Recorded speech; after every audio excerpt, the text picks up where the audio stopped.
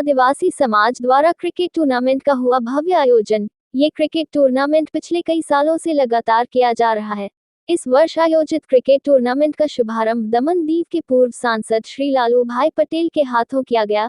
इस भव्य cricket tournament में 32 टीमों ने हिस्सा लिया है, जिसमें दमन सिलवासा सहित गुजरात की टीमें शामिल है। इस टूर्नामेंट का मुख्य उद्देश्य आदिवासी समाज की एकता को मजबूत बनाने के लिए किया जाता है।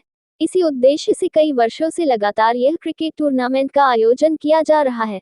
इस क्रिकेट टूर्नामेंट में मुख्य अतिथि के तौर पर दमन दीव के पूर्व सांसद लालू भाई पटेल, सीताराम टंडेल, आदिवासी समाज के सामाजिक कार्यकर्ता भाविक हलपति, धीरू भाई धोड़ी सहित समाज के वरिष्ठ नागरिक एवं खिलाड़ियों की उपस्थिति रही।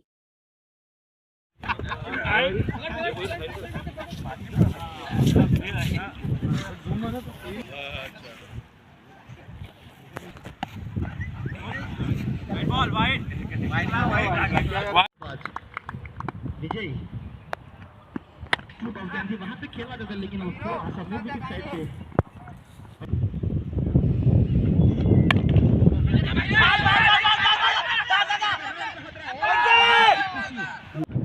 के 12 खिलाड़ी और मान के 12 खिलाड़ी उपस्थित रहे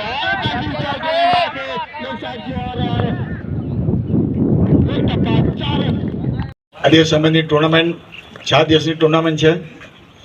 ભાઈ કીધું 19 ડિસેમ્બર આપણે આઝાદ થયા એના અનુસંધાનમાં જે દર વર્ષે ક્રિકેટનું આયોજન કરે અને મને બોલાવે। ભાઈ એમ કીધું કે સમય કાઢને હોય તો મારી પાસે સમય જ છે ભાઈ, તમારે સમજી જવાનું હોય।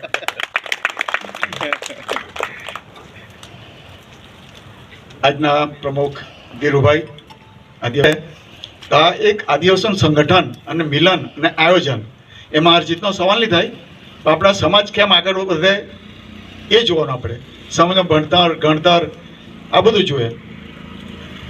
પહેલાના સમયમાં અત્યાર સમય તમે જો આદિવાસી સમાજ કાં નીકળી ગયા, ઓળખાણ નહીં પડે કે આદિવાસી છે કે ઉજ્જડ જ છે કે બધા સરખા દેખાય, કારણ કે ભણતર આવી ગયું।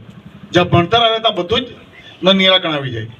આજે જુઓ તમે આપણે મેડિકલ કોલેજ લાવ્યા, એ બી નરેન્દ્રભાઈ મોદી આદરણીય પ્રધાનમંત્રી શ્રી વડાપ્રધાન દેશના એના આશીર્વાદથી અહીંના શ્રી પ્રભુભાઈ પટેલે યથાર્થ પ્રયાસ કર્યો અને કોલેજ કેવી ભાવિક કે કોલેજ પાસ થાય પછી બિલ્ડિંગ 3-4 વર્ષ બને પછી એડમિશન મળે।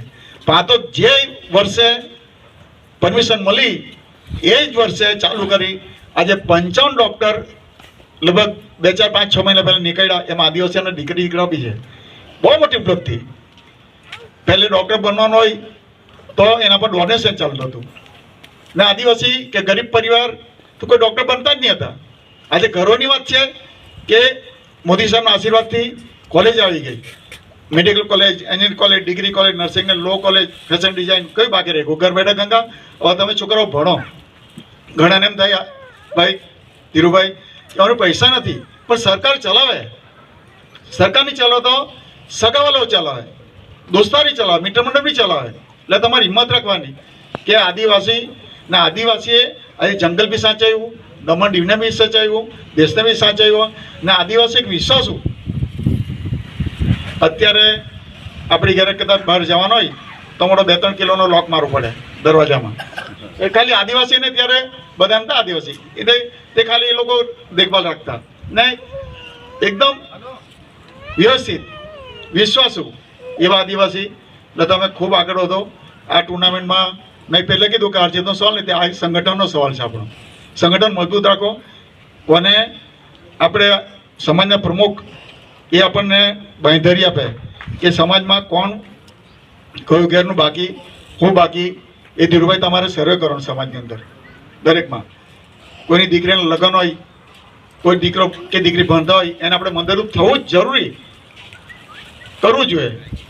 આજે સમૂહ લગ્નનું આયોજન આદિવાસી કરે, હા એમાં બી અમારો ફાળો રહે તો એમાં ખર્ચો ઓછો થાય તો ત્યારે આપણી સમાજ આગળ વધશે। આપણે કંઈ કરશું તો કાંઈ થશે, આપણે કંઈ નહીં કરશું તો કાંઈ થશે। બાકી જાત્રાની હમણાં કાંકરે પાળ બંધાય, ટીપે ટીપે સરો ભરાય, આપણે મહેનત કરવું પડશે। એમાં આગેવાની લેવું પડે ભાવિક, આગેવાની લે તો જ કામ આવે, બાકી આગેવાની લઈ તો એમાં આપણે નિષ્ફળ જાય। ધન્યવાદ।